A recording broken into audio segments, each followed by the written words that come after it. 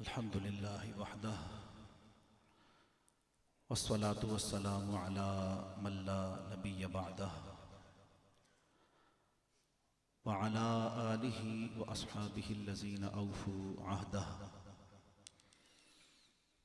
أما بعد فأعوذ بالله من الشيطان الرجيم.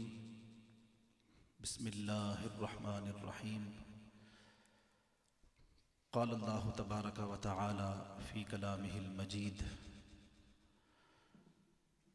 يا أيها الذين آمنوا اتقوا الله وكونوا مع الصادقين. صدق الله مولانا العظيم. إن الله وملائكته يصلون على النبي يا أيها الذين آمنوا صلوا عليه وسلموا تسلیما. نہایت محبت سے بلند آواز سے پڑھیے: الصلاة والسلام عليك يا سيدي يا رسول الله. الصلاة والسلام عليك يا سيدي يا شفيع المذنبين.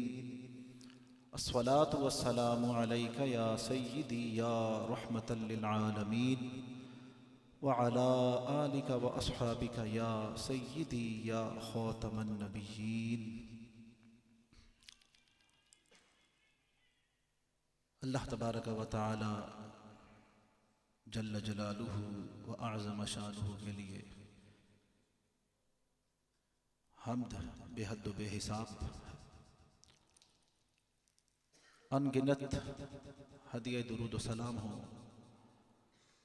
حضور سید عالم نور مجسم شفیع معظم صلی اللہ علیہ وسلم کی ذات بابرکات پر. بعد از حمد و صلاۃ انتہائی تعظیم و تکریم کے لائق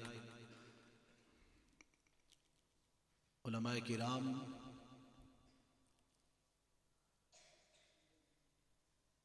بالخصوص واعظ خوش الحان حضرت علامہ پروفیسر عبدالغفور نجم صاحب دامت برکاتہم القدسیہ، امام الانبیاء صلی اللہ علیہ وسلم کی بارگاہ بے کس پناہ میں ہدیہ درود و سلام پیش کرنے والے تمام ثنا خوانان شیریں لسان اور اس پروقار پر نور وجدانی تقریب میں تشریف لائے ہوئے قرب و جوار اور دور دراز سے تمام احباب ذی وقار خواتین و حضرات، آج ہم اس بابرکت تقریب میں پیر و مرشد، شیخ طریقت، مقتدائے ارباب مجاہدہ و مشاہدہ، شیخ طریقت، دانائے سر حقیقت، منبع فیوز و برکات، حضور قبلہ الحاج قاری سلطان محمود چشتی فقیر رحمۃ اللہ تعالی علیہ کے چہلم شریف کی تقریب میں، اور قبلہ بڑے استاد جی اور حضور قبلہ پیر و مرشد کے والد گرامی کے اعراس مبارکہ کی تقریب میں یہاں پر موجود ہیں. اللہ تبارک و تعالی ہماری یہ حاضری محض اپنی رضا کے لیے مقبول و منظور فرمائے، اور اس حاضری کو میری اور آپ سب کی بخشش و نجات کا ذریعہ بنائے. سامعین ذی وقار، چند گزارشات آپ کے گوش گزار کرنے کی سعادت حاصل کروں گا. اللہ تبارک و تعالی مجھے حق سچ بیان کرنے کی توفیق عطا فرمائے. میرے بعد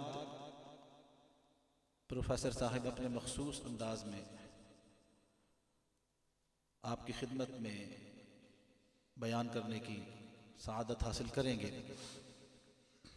جو آیہ مقدسہ آپ کی خدمت میں تلاوت کرنے کی سعادت کی، اس آیہ مقدسہ میں خالق کائنات جل جلالہ فرماتے ہیں: مرادی معنی رب کریم فرماتے ہیں یا ایھا الذین آمنوا اتقوا اللہ، اے ایمان والو اللہ تعالیٰ سے ڈرو، وکونوا مع الصادقین، اور سچوں کے ساتھ ہو جاؤ۔ اللہ تبارک و تعالیٰ نے اس ایک آیت میں نجات کا ذریعہ اور اسباب بتا دیے، اور اس ایک آیت پر اگر مومن عمل کر لے تو یہ ایک آیت ہی اخروی نجات کے لیے کافی ہے۔ رب کائنات نے ایمان والوں کو خطاب کیا، اے ایمان والو۔ دو حکم دیے رب کائنات نے، پہلا حکم اتقوا اللہ، اللہ تعالیٰ سے ڈرو، اور دوسرا حکم کونوا مع الصادقین، سچوں کے ساتھ ہو جاؤ، تقوی اختیار کرو۔ اب تقوی کی مختلف وضاحتیں، توجیحات، تشریحات محدثین کرام نے بیان فرمائی۔ المختصر تقوی یہ ہے کہ بندہ ہر وہ کام کرے کہ جو کام کرنے کا حکم رب کائنات نے دیا ہے،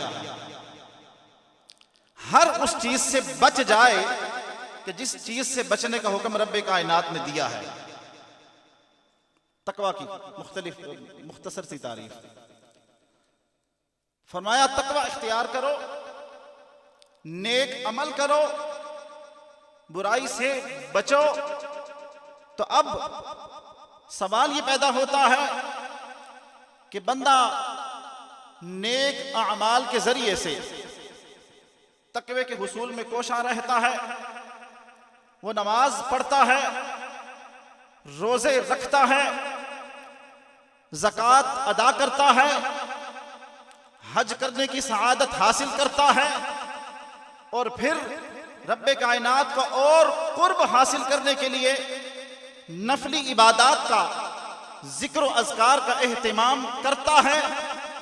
تو اب سوال یہ پیدا ہوا کہ کیا بندہ منزل مقصود کو پہنچ گیا؟ کیا اس نے اپنی منزل کو حاصل کر لیا؟ کہ اس بندے نے تقوی کو حاصل کر لیا، عبادات کے ذریعے سے، معاملات کے ذریعے سے، اگر اس نے اپنے معاملات کو مکمل کر لیا، عبادات کے نصاب کو مکمل کر لیا، یعنی حقوق اللہ اور حقوق العباد دونوں کی تکمیل کر دی اپنی طاقت کے مطابق، کیا وہ بندہ نجات پا گیا؟ کیا وہ بندہ منزل مقصود کو پہنچ گیا؟ جواب آتا ہے نہیں۔ فرمایا کونوا مع الصادقین، سچوں کے ساتھ ہو جاؤ، نجات تب ملے گی۔ حضرت خواجہ نظام الدین اولیاء محبوب الہی رحمت اللہ تعالی علیہ کہ پیر و مرشد کا شجرہ طریقت 19 واسطوں سے ہو کر آپ سے مل جاتا ہے۔ 20ویں واسطے میں آپ کا شجرہ طریقت حضرت خواجہ فرید الدین گنج شکر سے ملتا ہے۔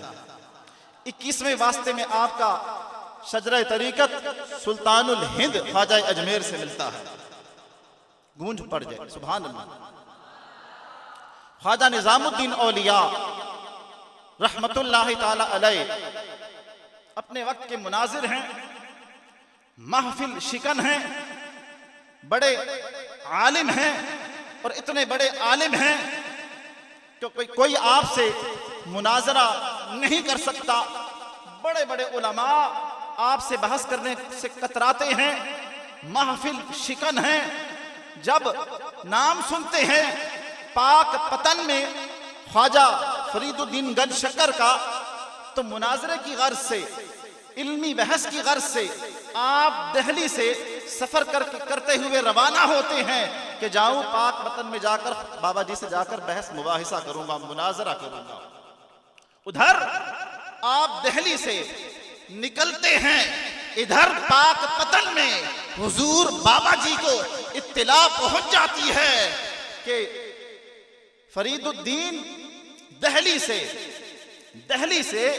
ایک تمہاری طرف ایک شخص آ رہا ہے، اس کو اپنے روحانی جال میں پھنساؤ، اس کو اپنے روحانی جال میں پھنساؤ۔ یہاں تک کہ آپ سفر کرتے کرتے جب پاک وطن میں پہنچتے ہیں، ذہن میں سوالات ہیں کہ یہ سوال بھی کروں گا، یہ سوال بھی کروں گا۔ جب خواجہ کے پاس پہنچتے ہیں، بابا جی کے قدموں میں حاضر ہوتے ہیں، بابا جی کے چہرے پر پہلی نظر پڑتی ہے تو سب سوالات بھول جاتے ہیں اور آنکھوں سے آنسو جاری ہو جاتے ہیں، آنکھوں سے آنسو جاری ہو جاتے ہیں، سوالات بھول گئے، آنکھوں سے آنسو جاری ہو گئے، اور پھر خواجہ پاک وطن کے قدموں میں رہ کر جذب اور سلوک کی منازل طے کرتے ہیں۔ وہ محبوب الہی خواجہ نظام الدین اولیاء کیا فرماتے ہیں کہ بندہ علم پڑھتا ہے کمال پاتا ہے، اس علم پر عمل کرتا ہے تو اس کا حال اچھا ہو جاتا ہے۔ لیکن اب بندے کو چاہیے کہ اپنے علم کو بھی اور عمل کو بھی سنبھال کر رکھے۔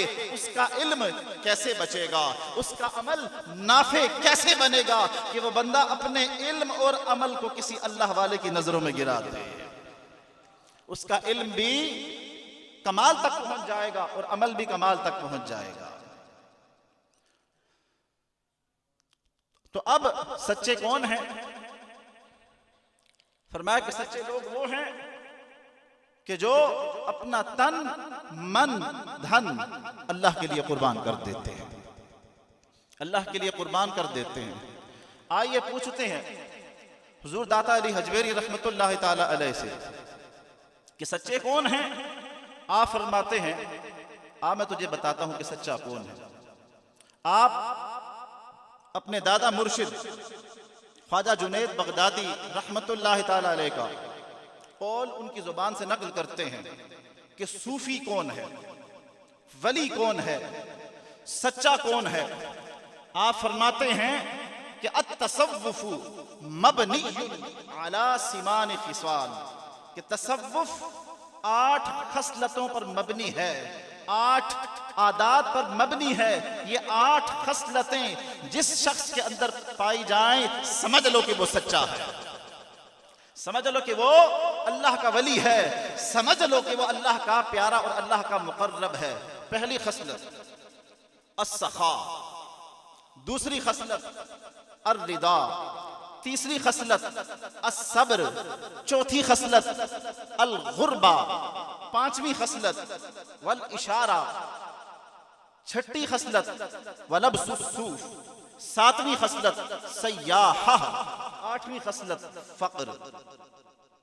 توجہ کے ساتھ سماعت فرمائیے گا۔ پہلی خصلت کیا ہے؟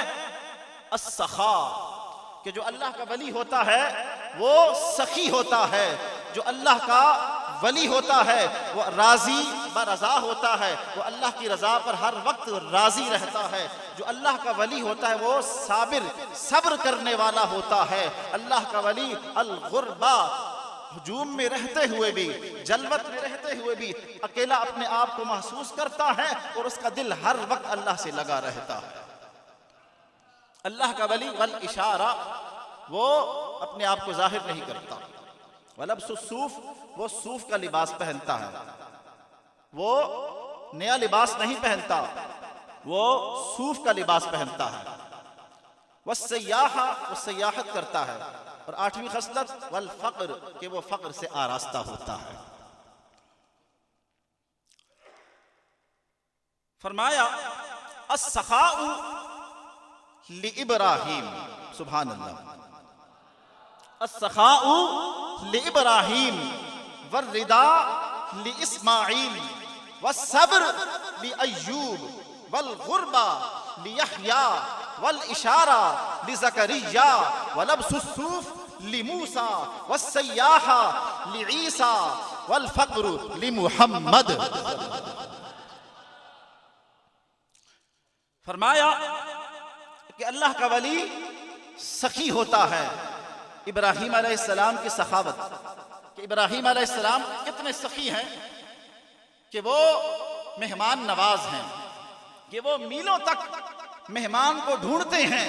اولیاء کرام کی تاریخ پڑھیے کہ اولیاء کرام کا دسترخوان ہر وقت ہر خاص و عام کے لیے کھلا رہتا ہے۔ کوئی دشمن ہے یا دوست ہے، اپنا ہے یا پرایا ہے، رشتہ دار ہے یا غیر ہے، ہر ایک کے لیے ان کا دسترخوان کھلا رہتا ہے۔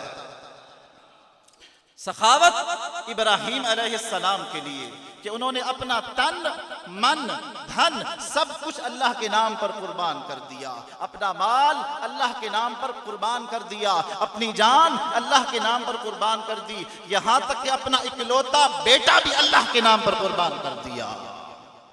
رب کریم نے ان اداؤں کو، ان کیفیات کو اپنی کلام پاک کا حصہ بنایا کہ جب آپ کو 3 دن مسلسل خواب آتا رہا کہ اور وہ خواب آپ نے اپنے بیٹے سے بیان کیا، اب باپ بھی نبی ہے، بیٹا بھی نبی ہے، باپ اس مقام و مرتبے کا ہے کہ رب کریم نے ان کو سرداری عطا فرما دی، انبیاء کرام کی سرداری عطا فرما دی کہ ایک بیٹے جو اسحاق علیہ السلام ہیں ان کی نسل سے ہزاروں انبیاء کرام پیدا ہوئے، دوسرے بیٹے اسماعیل علیہ السلام ہیں کہ انہوں نے کل اثاثہ لوٹ لیا کہ ان کی نسل سے امام الانبیاء صلی اللہ علیہ وسلم پیدا ہوئے۔ تو خواب بیان کیا بیٹے کو کہ اے بیٹے میں تین دن سے یہ دیکھ رہا ہوں کہ میں تجھے ذبح کر رہا ہوں۔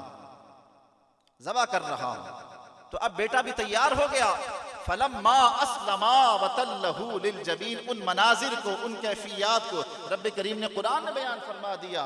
اور اعلیٰ حضرت نے کیا ترجمہ کیا کہ اس وقت کا حال مت پوچھ کہ جب باپ نے بیٹے کو ماتھے کے بل لٹا دیا۔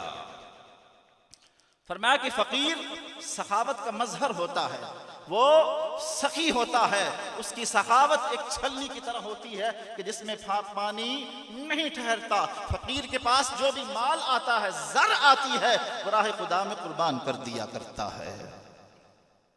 فرمایا والرضا کہ اللہ کا ولی راضی برضا ہوتا ہے، وہ اللہ کے فیصلوں پر راضی ہوتا ہے، وہ نعمت ملنے پر شکر کرتا ہے اور امتحان آنے پر صبر کرتا ہے۔ فرمایا والرداء لاسماعیل کہ جب آپ کو کہا گیا کہ اے بیٹے میں دیکھ رہا ہوں 3 دنوں سے یہ خواب کہ میں تجھے ذبح کر رہا ہوں، اب بیٹا کیا کہتا ہے کہ میں تو اکلوتا ہوں، یہ نہیں کہا کہ میں تو جوان ہوں، یہ بھی نہیں کہا کہ میں تو جینا چاہتا ہوں، یہ بھی نہیں کہا کہ میری تو بڑی خواہشات ہیں، یہ بھی نہیں کہا، بلکہ بیٹے نے کیا کہا کہ افعل ما تؤمر کہ اے میرے باپ آپ کر گزریے جو آپ کو حکم دیا جاتا ہے۔ ستجدنی انشاءاللہ من الصابرین کہ صبر کرنا میرے بس میں نہیں، صبر کرنا میری بساط میں نہیں، اگر اللہ نے چاہا تو انشاءاللہ آپ مجھے صبر کرنے والوں میں سے پائیں گے۔ فرمایا کہ تیسری خصلت جو فقیر میں ہوا کرتی ہے، جو اللہ کے ولی میں ہوا کرتی ہے، فرمایا کہ وہ ہے صبر۔ والصبر لأیوب کہ صبر ایوب علیہ السلام کے لیے رب کریم نے حضرت ایوب علیہ السلام کے بارے میں قرآن میں کیا بیان فرمایا؟ وَاذْكُرْ عَبْدَنَا ایوب کہ اے میرے حبیب میرے بندے ایوب کا ذکر کیجئے۔ اِذْ نَادَا رَبَّهُ أَنِّي مَسَّنِيَ الشَّيْطَانُ بِنُصْبٍ وَعَذَابٍ کہ جب ایوب نے اپنے رب کو پکارا کہ اے رب شیطان کی وجہ سے مجھے دکھ اور تکلیف پہنچا۔ حالانکہ دکھ تکلیف کس کی طرف سے آتا ہے؟ اللہ کی طرف سے، لیکن یہ ادب ہے، یہ احترام ہے کہ تکلیف اور مرض کی نسبت شیطان کی طرف کی، اللہ کی طرف نہ کی۔ امتحان آپ پر آیا، بڑا کڑا بہت سخت امتحان آیا کہ آپ 40 سال مسلسل بیمار رہے، 40 سال مسلسل بیمار رہے، 40 سالوں میں ایک لمحہ بھی ایسا نہ آیا کہ آپ کو آسودگی حاصل ہوئی ہو۔ اس قدر بیماری، اس قدر مرض آپ کو لاحق ہوا کہ آپ کا جسم کا گوشت گل سڑ کر گرنا شروع ہو جاتا ہے۔ بعض لوگوں نے کہا کہ جسم میں کیڑے پڑ گئے، لیکن انبیاء کرام کی شان کے لائق نہیں ہے کہ ان کے جسم میں کیڑے پڑیں۔ آپ کا جسم کمزور ہوا، ضعف پیدا ہوا، یہاں تک کہ گوشت گل سڑ کر گرنا شروع ہوا، لیکن مجال ہے کہ شکوہ رنج و علم آپ کی زبان پر آیا ہو، آپ نے کوئی شکوہ شکایت کی ہو، اللہ تعالیٰ سے صبر کی دعائیں کرتے رہے۔ بالآخر جب 40 سال گزر گئے تو رب کریم نے کیا فرمایا؟ ارکض برجلک ھذا مغتسل بارد وشراب کہ اے ایوب تو نے صبر کر کے دکھا دیا، تو امتحان پر پورا اتر کر تو نے ثابت قدمی کا مظاہرہ کیا۔ ارکض برجلک، اے ایوب اپنا پیر زمین پر مار، تیرا امتحان پورا ہو چکا ہے۔ ھذا مغتسل بارد و شراب، یہ ٹھنڈے پانی کا چشمہ جو ابلا ہے، اس سے نہا بھی لے اور وضو بھی کر لے تو صحت مند ہو جائے۔ تو اللہ کا ولی صابر ہوتا ہے، وہ ہر حال میں صبر کرتا ہے، وہ کبھی بھی صبر کا دامن اپنے ہاتھ سے نہیں چھوڑتا۔ تو چوتھی خصلت جو اللہ کے اولیاء میں پائی جاتی ہے، فرمایا داتا علی حجویری نے، الغربہ، کہ وہ اکیلے ہوتے ہیں، وہ تنہا ہوتے ہیں۔ یہ مت سمجھنا کہ وہ ہجوم میں بیٹھے ہوئے ہیں، خلقت میں بیٹھے ہوئے ہیں تو وہ ان میں گم ہو کر رہ جائیں گے، نہیں، وہ ہوں گے تو مخلوق میں، لیکن ان کا دل اللہ کی یاد کی طرف لگا رہے گا، ان کا دل اللہ کی طرف لگا رہے گا۔ وہ کبھی بھی مخلوق کی طرف راغب ہو کر اپنے آپ کو اپنے دل سے بیگانہ نہیں ہونے دیں گے، ان کا ہر لمحہ یاد الہی میں بسر ہوتا ہے۔ فرمایا والاشارہ، الاشارۃ لزکریا، پانچویں خصلت جو اولیاء کرام میں فقراء میں پائی جاتی ہے، وہ صاحب اشارہ ہوتے ہیں، صاحب اشارہ ہوتے ہیں، اور اشارہ زکریا کے لیے رب کریم نے کیا فرمایا جناب زکریا علیہ السلام کے لیے؟ قاف ہا یا عین صاد، ذکر رحمت ربک عبدہ زکریا، کہ یہ ذکر ہے رحمت ربک عبدہ زکریا، کہ جو آپ کے رب نے زکریا پر، اپنے بندے زکریا پر رحمت فرمائی، اس کا ذکر ہے۔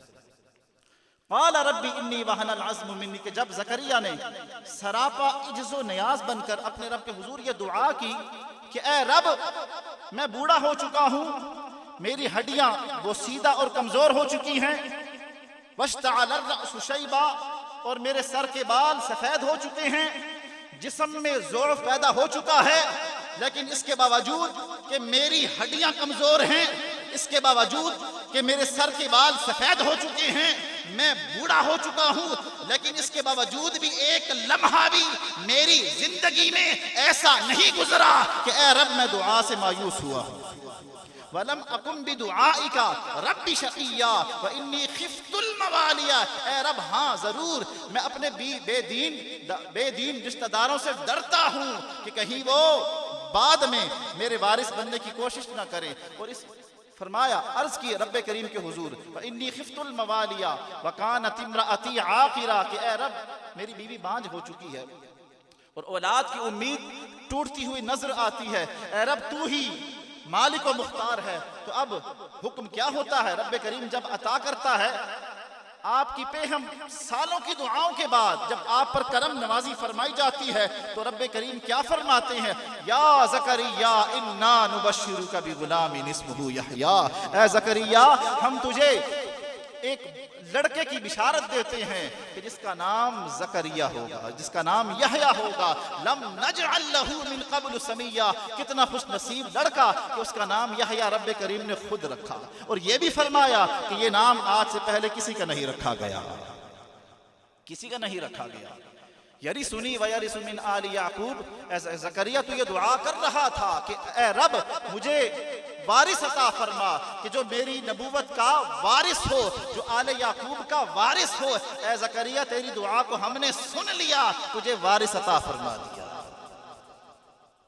آپ کو تعجب لاحق ہوا کہ اے رب ایسا کیسے ممکن ہو سکتا ہے کہ میں بوڑھا ہو چکا ہوں، میری ہڈیاں بوسیدہ اور کمزور ہو چکی ہیں، میری بیوی بانجھ ہو چکی ہے، مجھے بیٹا کیسے مل سکتا ہے؟ رب کریم نے فرمایا قال کذالک قال ربک، اے زکریا تیرے رب نے فیصلہ کر دیا ہے، وقد خلقتک من قبل ولم تک شیئا، تو جب کچھ نہ تھا تو رب نے تجھے بھی پیدا فرما دیا۔ وہ بانجھ عورت کو بھی بیٹا دینے کی قدرت رکھتا ہے۔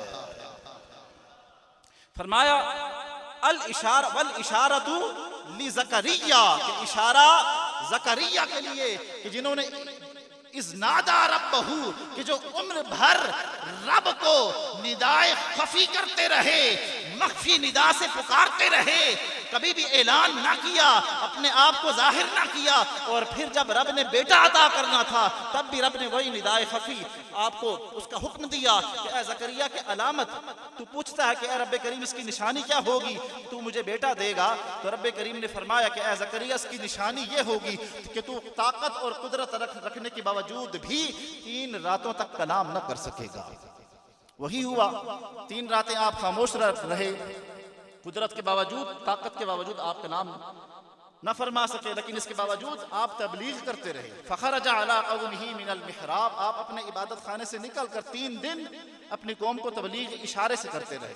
سبحوا بکرۃ وعشیہ، کہ اے میری قوم صبح و شام اس رب کو یاد کرو کہ جو تمہارا مالک حقیقی ہے۔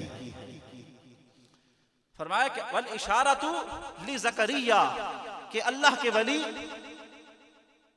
کے ولی ان کی یہ عادت ہوتی ہے، ان کی یہ خصلت ہوتی ہے کہ وہ اپنے آپ کو ظاہر نہیں کرتے، وہ اپنے آپ کو ظاہر نہیں کرتے۔ حضرت بہاءالحق زکریا ملتانی رحمت اللہ تعالی علیہ، ان پر اللہ تعالیٰ نے کرم فرمایا کہ ان کو تجلی الہی نصیب ہوئی، تجلی الہی ان کو نصیب ہوئی۔ اب ان کو حکم الہی ہوا، اللہ کا حکم ہوا کہ اے زکریا یہ اعلان کرو، مخلوق میں یہ اعلان کرو کہ جو بندہ تمہیں دیکھے گا اس پر دوزخ کی آگ حرام ہو جائے گی، دوزخ کی آگ اس پر حرام ہو جائے گی۔ آپ نے یہ سوچا کہ اپنے آپ کو ظاہر نہ کروں، کہیں ریاکاری نہ ہو جائے، دکھلاوا نہ ہو جائے، میرے اعمال برباد نہ ہو جائیں۔ پھر دل میں خیال آیا کہ کہیں امر بالمعروف میں کوتاہی نہ ہو، وہ قیامت کے دن باز پرس نہ ہو جائے۔ تو اس خیال کے پیش نظر غلام کو ساتھ لیا، شاہانہ لباس پہنتے تھے، شاہانہ طرز وقار میں گھوڑے پر سوار ہوئے، ملتان شریف سے آپ نکلے، گلیوں سے نکلتے ہیں، چوراہوں سے نکلتے ہیں، بازاروں سے نکلتے ہیں، گھومتے گھومتے آپ کا غلام یہ اعلان کر رہا ہے کہ اے بستی والو، اے شہر والو، جو شخص یہ چاہتا ہے کہ اس پر دوزخ کی آگ حرام ہو جائے وہ آئے بہاءالحق کا چہرہ دیکھ لے، دوزخ کی آگ اس پر حرام ہو جائے۔ یہاں تک کہ یہ قافلہ جن ہواؤں اور فضاؤں سے گزر رہا ہے، ایسا لگتا ہے کہ وہ ہوائیں اور فضائیں نور کے سانچے میں ڈھلتی جا رہی ہیں۔ یہاں تک کہ ملتان سے وہ قافلہ چلتا چلتا اجودن بابا فرید الدین گنج شکر کے قدموں میں پہنچ جاتا ہے، اور وہی صدا آپ کے کانوں تک پہنچتی ہے۔ آپ کا غلام آپ کو وضو کروا رہا ہے، آپ غلام سے پوچھتے ہیں کہ بتا کوئی آواز تیرے کانوں میں آئی؟ غلام کہتا جی حضور آئی۔ پوچھا کیا آواز آئی؟ حضور یہ آواز آئی کہ آج جو بہاءالحق کا چہرہ دیکھ رہے گا دوزخ کی آگ اس پر حرام ہو جائے گی۔ آپ نے فرمایا جا، اگر تو چاہتا ہے کہ تجھ پر دوزخ کی آگ حرام ہو جائے تو جا بہاءالحق کا چہرہ دیکھ لے۔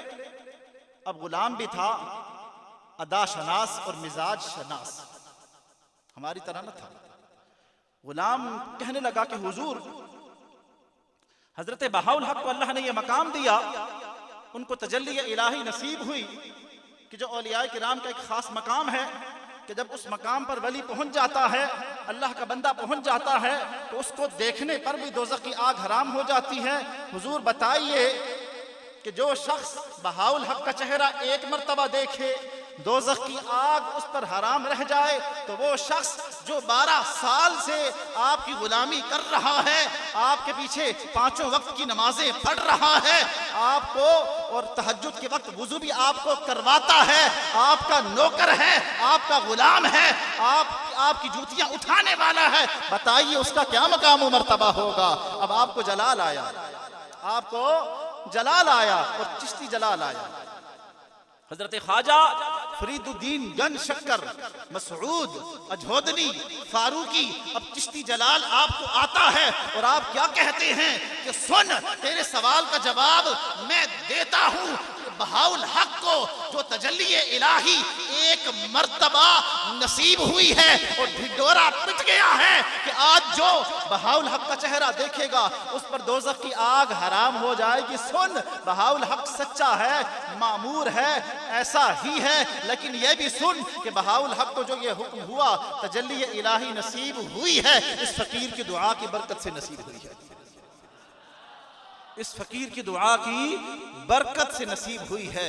فرمایا اس فقیر کو اللہ نے وہ مقام دیا ہے، سنو چشتی فقیر اور حق فقیر کے نعرے لگانے والوں سنو۔ فرمایا اس فقیر کو اللہ نے یہ مقام دیا ہے کہ اس فقیر پر بلا ناغہ ہر روز 12,000 تجلیات الہیہ نازل ہوتی ہیں، لیکن اس کے باوجود فرمایا چاہے ہمیں دنیا بھی مل جائے ہم لوگوں کو بتاتے نہیں ہیں۔ فقیر تو وہی ہوتا ہے کہ جو معرفت کے ساتھ سمندر بھی پی جائے مگر ڈکار نہ لے۔ فرمایا یہ فقیر ہوا کرتا ہے۔ والاشارۃ لزکریا کہ اللہ کے فقیر اس مقام و مرتبے پر ہوتے ہیں کہ وہ اپنے آپ کو ظاہر نہیں کرتے، کیوں کہ ولایت کو چھپانے کا حکم ہے اور نبوت کو ظاہر کرنے کا حکم ہے۔ چھٹی خصلت فرمایا وَلَبْسُ الصُّوفِ لِمُوسَىٰ کہ اولیاء کرام کا ایک طریقہ چلا آیا ہے کہ وہ صوف کا لباس پہنتے ہیں، وہ پرانا لباس پہنتے ہیں، وہ بوسیدہ لباس پہنتے ہیں۔ جب تک وہ سلوک کی منازل میں ہوتے ہیں تو اس وقت تک ان کو دوسرا لباس پہننے کی اجازت نہیں ہوتی، اور یہی پیر و مرشد کا وتیرہ رہا کہ آپ کبھی کبھی فرمایا کرتے تھے کہ میری پوری جوانی اس طرح گزری کہ مجھے دوسرا لباس پہننے کی اجازت نہ تھی، دوسرا لباس پہننے کی اجازت نہ تھی، یعنی دوئی ہر معاملے میں ان پر حرام کر دی جاتی ہے۔ یہ اولیاء کرام کا مشرب ہوا کرتا ہے۔ وَلَبْسُ الصُّوفِ کہ وہ صوف کا لباس پہنتے ہیں، ہر معاملے میں وہ نفس کی مخالفت کرتے ہیں، اور جب نفس پختہ ہو جاتا ہے، نفس کی خواہشات ختم ہو جاتی ہیں تو پھر ان کو اجازت دے دی جاتی ہے، لیکن اس وقت تک ان کی اپنی خواہشات ختم ہو جاتی ہیں، نفس کی خواہشات ختم ہو جاتی ہیں۔ وَلَبْسُ الصُّوفِ لِمُوسَىٰ کہ صوف کا لباس موسیٰ علیہ السلام موسیٰ علیہ السلام نے رب کریم کے حضور عرض کی کہ اے رب، میں تیرے مقرب بندوں میں شامل ہونا چاہتا ہوں، میں تیری محبت چاہتا ہوں، میں تیرا محبوب بننا چاہتا ہوں۔ آپ پر وحی الہی نازل ہوئی کہ اے موسیٰ میرا مقرب بننا چاہتا ہے، میرا پیارا بننا چاہتا ہے اور گھر میں مال بھی رکھتا ہے۔ آپ فوراً گھر گئے، جو کچھ گھر میں مال تھا وہ راہ خدا میں خرچ کر دیا، اور گدڑی کا لباس پہن کر آپ باہر چلے آئے۔ تو اب آپ نے دعا کی، اب آپ پر وحی الہی نازل ہوئی کہ اے موسیٰ آ جا میری بارگاہ میں آ جا، اب تو میرے مقرب بندوں میں شامل ہے، اب تو میرے پیارے بندوں میں شامل ہے۔ فرمایا وَلَبْسُ الصُّوفِ لِمُوسَىٰ وَالسَّيَّاحَةُ لِعِیسَىٰ سیاحت عیسیٰ علیہ السلام کے لیے۔ عیسیٰ علیہ السلام اللہ تعالیٰ کے برگزیدہ نبی، بہت پیارے نبی، صاحب کتاب اور رسول۔ آپ نے اپنی زندگی کیسے گزاری؟ سنیے کہ آپ سیاحت کرتے رہے، بیشتر وقت آپ نے سیاحت میں گزارا، اور آپ کے پاس ہوتا کیا تھا؟ صرف دو چیزیں، ایک کنگھی اور ایک پیالہ۔ اور آپ کس لیے استعمال کرتے تھے؟ کہ پیالہ پانی پینے کے لیے، کنگھی بالوں میں پھیرنے کے لیے۔ آپ نے دیکھا ایک مرتبہ کہ ایک شخص ہاتھ سے پانی پی رہا ہے، آپ نے جب اس کو ہاتھ سے پانی پیتے ہوئے دیکھا تو دل میں خیال آیا کہ میں نے یہ پیالہ کیوں رکھا ہوا، جبکہ جب میرے ہاتھ موجود ہیں آپ نے وہ پیالہ بھی پھینک دیا۔ پھر کنگھی آپ کے پاس رہ گئی، اور پھر آپ نے ایک مرتبہ ایک شخص کو ہاتھوں سے کنگھی کرتے ہوئے دیکھا، دل میں خیال آیا کہ یہ کنگھی میں نے اپنے پاس کیوں رکھی کہ جبکہ میری انگلیاں یہ کنگھی کا کام کر سکتی ہیں، آپ نے کنگھی کو بھی پھینک دیا۔ فرمایا کہ اولیاء کرام اس چیز کے مظہر ہوتے ہیں کہ وہ اپنے پاس کچھ بھی نہیں رکھتے، ان کی کل کائنات اللہ تعالیٰ کا ذکر اور نبی پاک صلی اللہ علیہ وسلم کی یاد ہوا کرتی ہے۔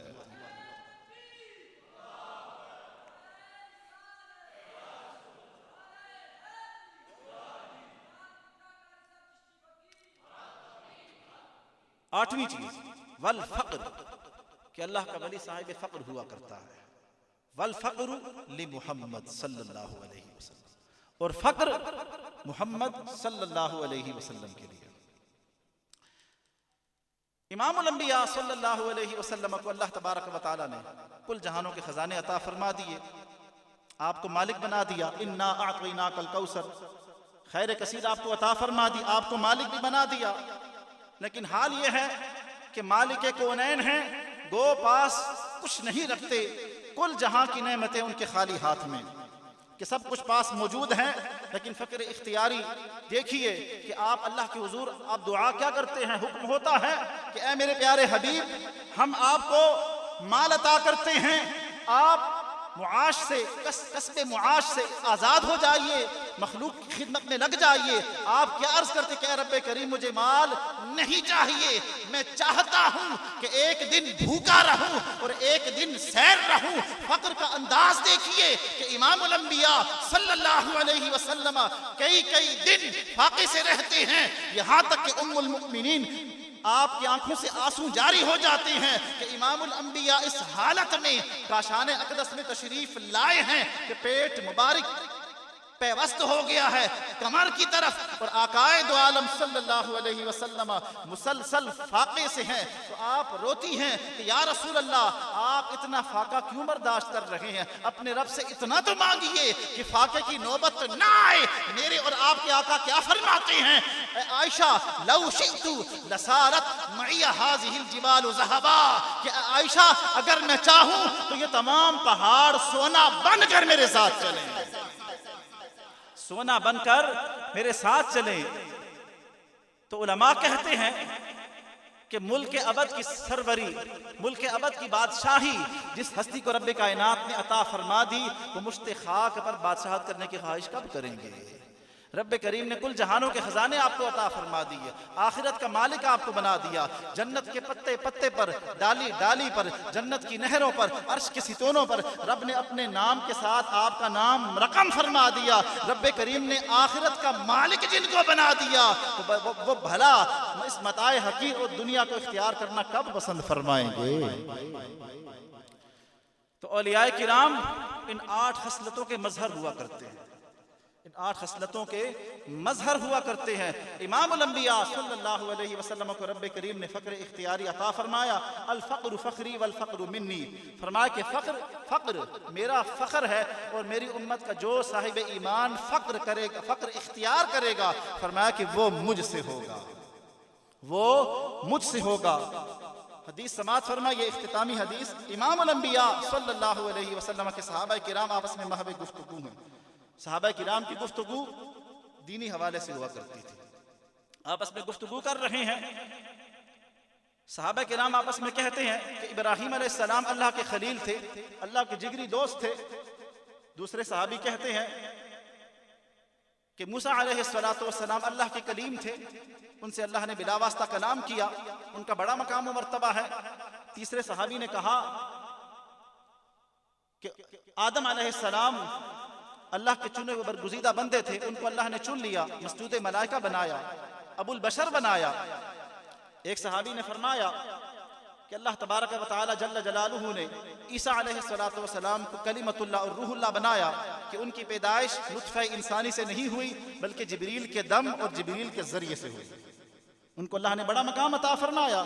اب امام الانبیاء صلی اللہ علیہ وسلم ایک طرف کھڑے ہو کر صحابہ کرام کی گفتگو سماعت فرما رہے ہیں۔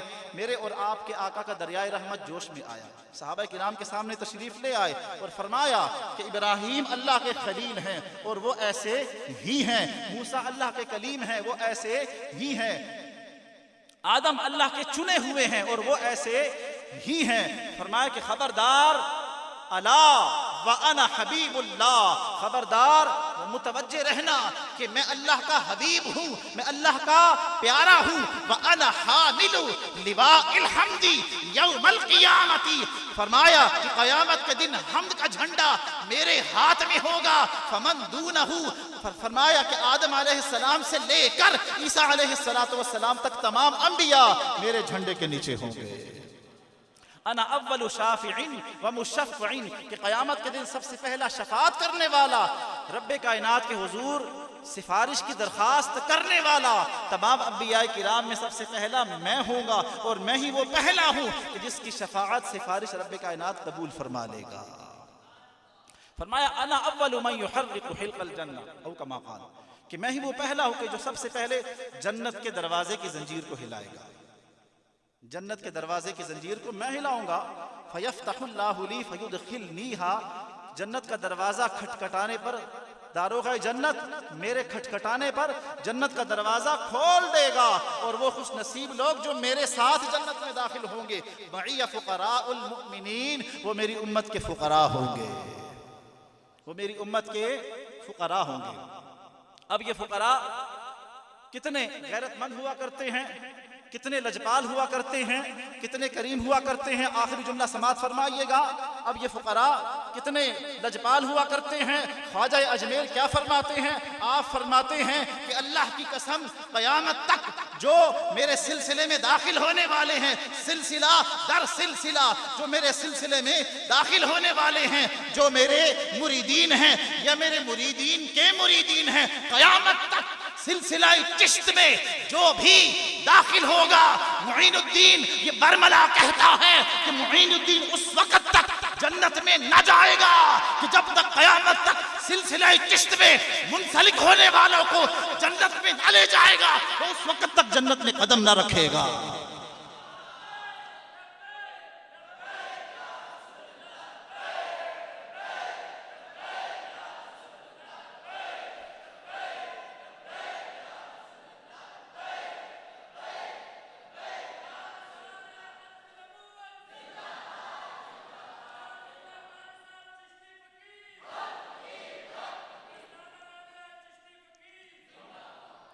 اس لیے اہل نظر حضرات نے یہی فرمایا کہ برخوردار کبھی بھی اعمال پر بھروسہ نہ کرنا، کبھی بھی اعمال ضرور کرنا، نماز ضرور پڑھنا، روزہ ضرور رکھنا، زکوٰۃ ضرور ادا کرنا، حج ضرور کرنا، ذکر و اذکار ضرور کرنا، لیکن کبھی بھی ان اعمال پر بھروسہ مت کرنا، نسبت پر بھروسہ کرنا. انشاءاللہ نسبت ہی جنت میں لے کر جائے.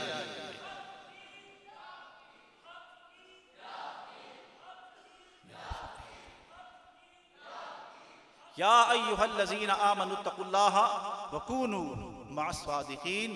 اے ایمان والو اللہ تعالیٰ سے ڈرو اور سچوں کے ساتھ ہو جاؤ. رب کریم مجھے اور آپ کو اس آستانے کے ساتھ تا دم مرگ وابستگی نصیب فرمائے. وما توفیقی الا باللہ.